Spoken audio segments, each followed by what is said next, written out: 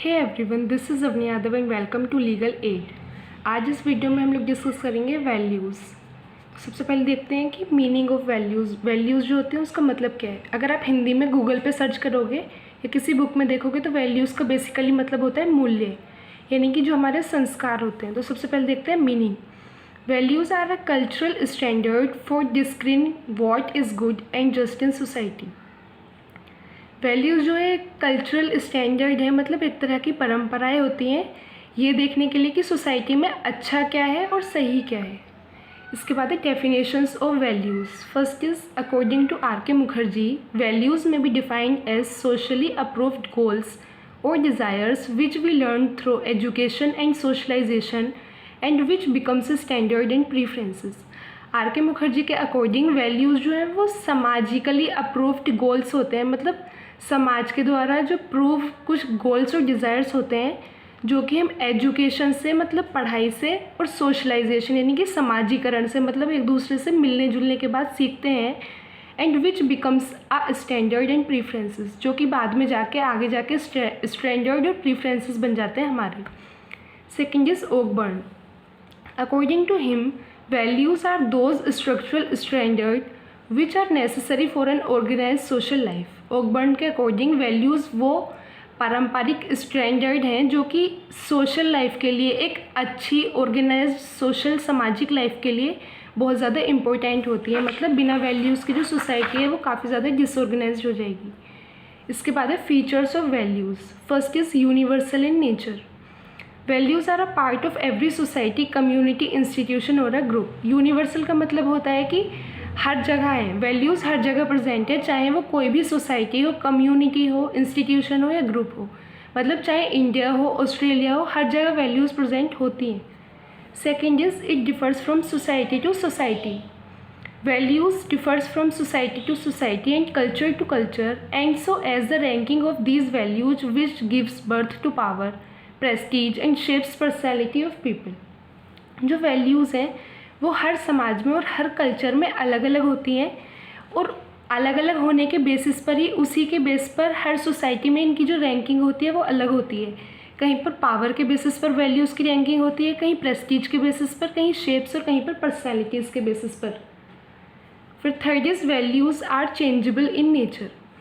Values are changeable in nature as social environment and conditions change. जो values हैं वो nature में changeable होती है, मतलब ऐसा नहीं है कि जो आज के टाइम की वैल्यूज़ है आगे जाके भी वो वही रहेंगी, नहीं।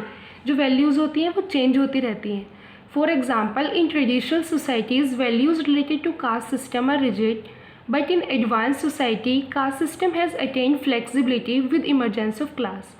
मतलब जो ट्रेडिशनल सोसाइटी थी पुराने टाइम में, जाति से रिलेटेड इतना ज़्यादा सिस्टम जो था वो बहुत ज़्यादा रिजिड था, मतलब वहाँ पे इतने आप चेंजेस नहीं कर सकते थे, एक जाति से दूसरी जाति में शादियाँ नहीं होती थी। लेकिन आज के टाइम में कास्ट सिस्टम में काफ़ी ज़्यादा फ्लेक्सिबिलिटी आ गई है, और कास्ट की जगह जो है क्लास और स्टेटस ने ले ली। इसके बाद है फिर कॉमन इन इंडिविजुअल। जो वैल्यूज़ होती हैं वो इंडिविजुअल में कॉमन होती है, मतलब दो values differ from society to society, but there are some common moral principles which are universal for all mankind. जो वैल्यूज़ हैं वो सोसाइटी टू सोसाइटी अलग अलग ज़रूर होती हैं, लेकिन कुछ जो वैल्यूज़ होती हैं वो कॉमन होती हैं, जहाँ पर मतलब हर तरह की वैल्यूज़ होती हैं हर सोसाइटी में। जैसे कि for example welcoming the guest, praying to god. मतलब कोई भी सोसाइटी हो, हर जगह पर जब मेहमान आते हैं तो उनका वेलकम ज़रूर होता है। दूसरा है प्रेइंग टू गॉड, मतलब ईश्वर से प्रार्थना करना।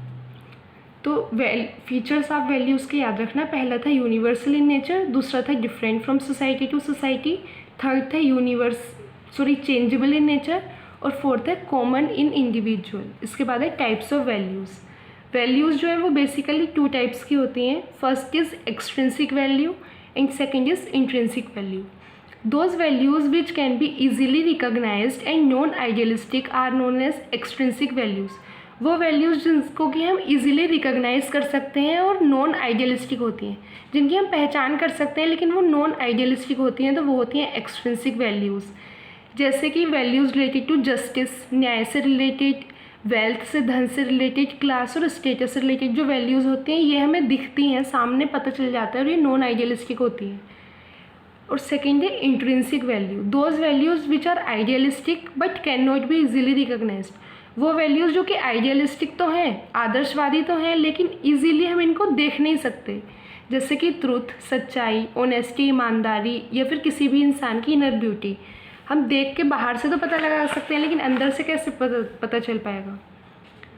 इसके बाद है डिसवैल्यूज़, डिसवैल्यूज़ क्या होती हैं, और ये लास्ट टॉपिक है, इसको देखते हैं। Negative values are known as disvalues which results in disorganisation of society. Disvalues क्या होती हैं, जो डिसवैल्यूज़ होती हैं वो निगेटिव वैल्यूज़ होती हैं तो वैल्यूज़ ही, लेकिन ये निगेटिव वैल्यूज़ हैं जो कि सोसाइटी को जोड़ने की जगह तोड़ने का काम करती हैं। जो वैल्यूज़ होती हैं वो सोसाइटी को ऑर्गेनाइज करके रखती हैं, जैसा ऑकबर्न ने कहा था, लेकिन डिसवैल्यूज़ सोसाइटी को डिसऑर्गेनाइज करती हैं। एग्जाम्पल जैसे क्राइम है, डिसऑनेस्टी है, corruption etcetera are some examples of disvalues. तो इसी के साथ हमारा आज का टॉपिक ख़त्म होता है। अगर आपको सेम टॉपिक के नोट्स चाहिए तो मैंने डिस्क्रिप्शन बॉक्स में लिंक दिया हुआ है, आप वहाँ से इसको ओपन कर सकते हो। और अगर आपको वीडियो अच्छा लगा तो प्लीज़ चैनल को लाइक, शेयर और सब्सक्राइब करना। So thank you everyone, thanks for watching my video.